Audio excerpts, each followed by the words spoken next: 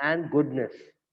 Therefore, those who practice non-violence must exercise physical and mental restraint under the grievances or grievances provocation.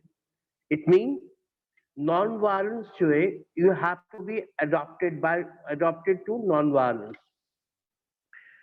And बहुत ज्यादा provocation होने के बावजूद भी you should stick to non violence. यदि आपको कोई वायलेंस होने के लिए भी कहे तो आपको नॉन वायलेंस नहीं होना है, right. But it is non violence is not the weakness. ये वीकनेस नहीं है, ये आपकी वीकनेस, ये पॉजिटिविटी है. It's a plus point in yourself. But you think if it is coming as a weakness, then you should for violence. He said it. And sometimes he said once he said karo ya maro, means you do it or die, means karo ya maro. And at last he also said non-violence is also a measure, but it is absolutely at the last when no other options are not there. So he said you should stick with your non-violence. Don't be violent, and but non-violence should not be your weak point. So this was Gandhi's philosophy. Now come to different approaches to the pursuit of peace. Different approaches. What do you mean by different approaches to pursuit of peace? I mean, kuch और approaches. This is here different approaches to pursuit of peace. दूसरे approaches जो हैं, कौन से approach? The first approach है, what is the first approach? Respect sovereignty. यदि आप piece चाहते हो, दूसरे की सॉवरेनिटी, दूसरे की आजादी, दूसरे के हक को एक्सेप्ट करो, right. One should respect, you should respect others also. So this is different strategies have been used for pursuit and maintenance of peace. These have been shaped by three distinct approaches. The first approach accords centrally to state, respect their sovereignty. So we have to respect the sovereignty of others. यदि आप दूसरों की sovereignty को respect नहीं दोगे, then peace will not be there. Suppose we go and attack on some other state, how peace will be there? And we think that no one should attack us, then the same resort should be approached for the other people also. Means यदि हम चाहते हैं कि कोई हम पे attack ना करे, तो हमें भी चाहिए कि हम किसी के ऊपर अटैक ना करें. So when there will be no attack, there will be no war. When we will respect the sovereignty and independence of others, then it means the peace will be there. It means that peace will be there. So this is the first step for the peace is respect the sovereignty. Then next is possibility and of the possibility of to be at at every step you should be at peace, right? Now second point is the second approach is to grant the deep rooted nature of interstate rivalry, but it is understand the growing possibility of cooperation and expect to temper the sovereignty and not to temper the sovereignty of others. Expect of interrelationship, possibility of interdependence. यदि हम interdependent रहेंगे, basically what is, how you can respect the peace? When you think that when you are interdependent of each other, no one body is aloof. कोई अलग नहीं रहता है. इस society के अंदर nobody can remain aloof. कोई भी aloof नहीं रह सकता है. So you should be always interdependent of each other.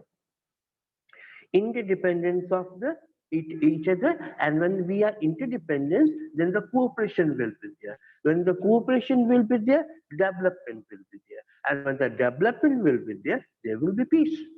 First, interdependence of each other, then there is a cooperation, obviously interdependence and cooperation, then development, and the development, then there will be peace. So this is a second step. First step, again I'm repeating. First step is that you should respect the sovereignty, respect the sovereignty, respect the independent nature of other person. Right? Then it is the first step of a peace. Second step is interdependence of each other. Then develop the cooperation, and the cooperation is there. Then the development will be there. Development from development, there will be peace. So the second step. Now, third step, expanding in interactive and cooperation across the state. देखिए one thing, हमें interdependence state के अंदर ही नहीं रहना है. We don't have to be only you know confirmed in ourselves in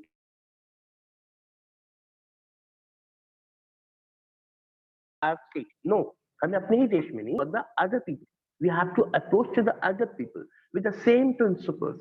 Same principle with principles of cooperation. Principles of cooperation, principles of development. When the principles of cooperation and development is there, then will be peace. So the second approach to grant the deep-rooted nature of state rivalry, but it stresses the positivity, presence, and possibilities of interdependence. So this is the again I'm saying secondly telling you about the principles of interdependence of each other. Hanji sir.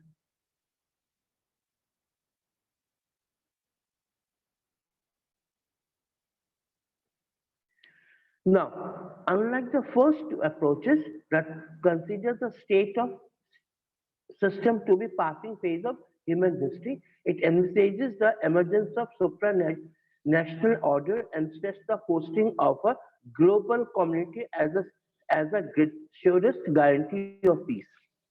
Look, we are in a global atmosphere.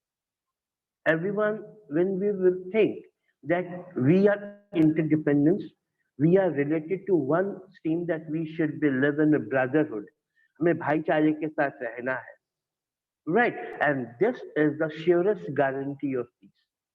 हमें किसी भी हालत में we don't have to go to the violence. We don't have to go to the method of violence.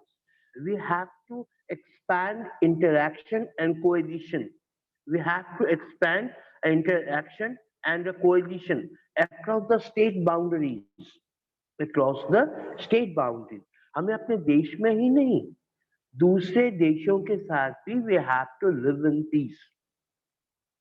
We can't say that we will be live in peace, but we want that we should be having a war with other, we should capture the other countries so that they should be our slaves. No, we cannot do it, and we should not think about this also. When we will cross the limits of peace,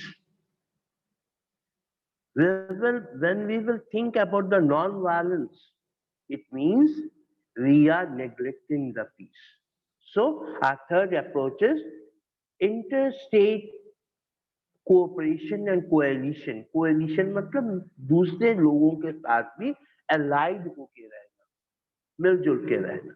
So this is the first step. First step is respect the sovereignty. Second step is interdependence of each other. Promote the international understanding. Obviously, promote the international understanding with other countries and cooperation. So this is the answer. Next part is pacifism. Pacifism. No, this is the pacifism. Pacifism preaches opposition to war or violence. Pacifism जो है pacify करना. Pacifism means जो piece के सिद्धांत पे, extreme piece के सिद्धांत पे चलता है, जो दूसरों को खुश रखने की कोशिश करता है, दैट इज पैसिफाई करना, संतुष्ट रखना, that is called pacifism. Ism means सिद्धांत. पैसिफाई के सिद्धांत पे जो चलता है उसे पैसिफिज्म कहते हैं. So pacifism preaches the opposition to war or violence as a means of settlement, means of settling the disputes. किसी भी डिस्प्यूट को सेटल करने के लिए हमें वॉर को नहीं एक्सेप्ट करना है. So pacifism preaches opposition to war or violence as a means of settling disputes. It covers a spectrum of views ranging from a preference for diplomacy, resolving international disputes to absolute opposition to use of violence or even force. हमें किसी भी हालत में violence को oppose करना है. We don't go for the violence. We have to oppose the violence.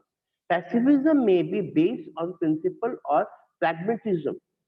Pragmatism means practical approach to a problem. This is here pragmatism. What is the pragmatism? Always you think for other aspect of peace. One aspect is violence. No, we don't go for violence. For then other aspects are also there. Then what for? To promote the peace. So pacify may be based on principle of pragmatism. Principle Principal pacifism springs from the belief that war deliberately lethal or force. It's a lethal force. Lethal force means ये बहुत भयानक है. War is it's a drastic approach. War should not be there. It's a drastic approach. So pragmatist pacifier does not adhere such an absolute principle, but holds that there are better ways of restoring dispute than war. There are other ways also. We all the time we should not go for war. No, it is not possible that everybody should go for war. Then there will be no peace. So other than war, what are the other aspects? So again, pragmatism, other tactical approach भी तो होंगे. War ही नहीं है, इसके other approach भी है. So that is the answer. So some pacifists, while opposing the war, are not opposed to all use of coercion, physical force against people or destruction of property.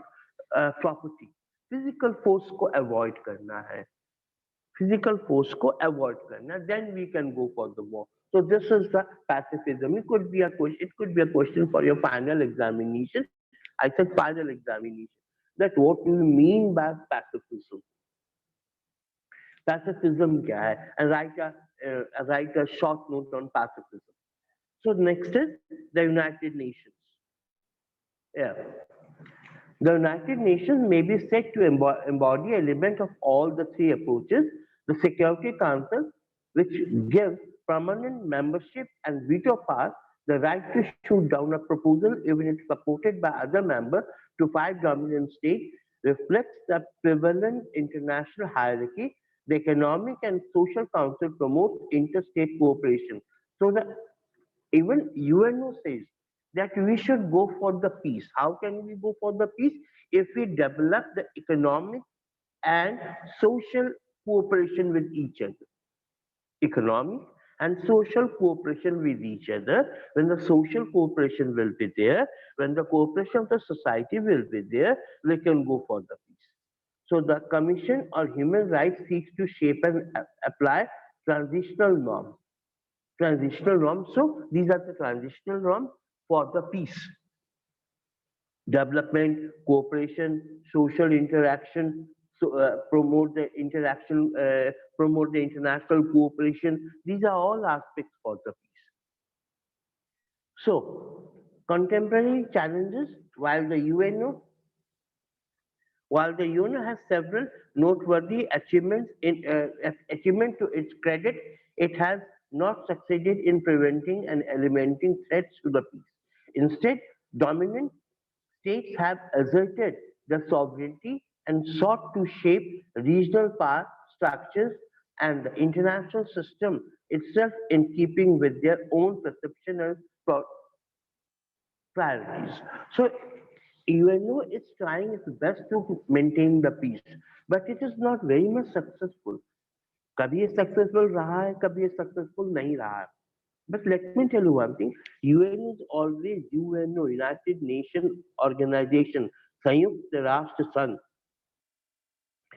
हर वक्त ये कोशिश करता है कि पूरे वर्ल्ड में शांति हो. पर फिर भी sometime due to the desired extreme desire of the nation, they go for basically unwanted situation. Unwanted situation arises. So to this end, they have even restored to direct military action against an occupation of foreign territories. So kabhi kabhi kya, some states are very much positive about the violence. So UNO sometimes go for the military action against those countries, right? So basically, when UNO, when UNO, United Nations Organization, go for go for war against any country. UNO goes for war against any country. It means it wants to go for peace. To tell the other countries or to tell the aggressive countries that you should not restore for the aggressiveness. आपको aggressive नहीं होना है.